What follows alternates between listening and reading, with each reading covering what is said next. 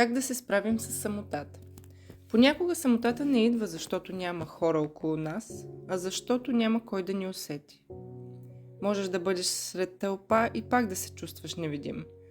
Може да имаш хиляди контакти и никой, на когото наистина да се обадиш.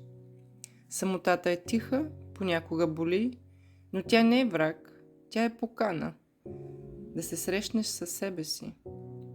Когато си сам, не бягай от това чувство. Седни с него, дишай заедно с него.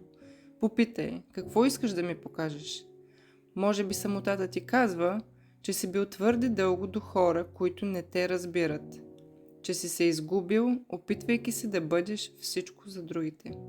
И знаеш ли, да се справиш с самотата не означава да я запълниш, а да я прегърнеш.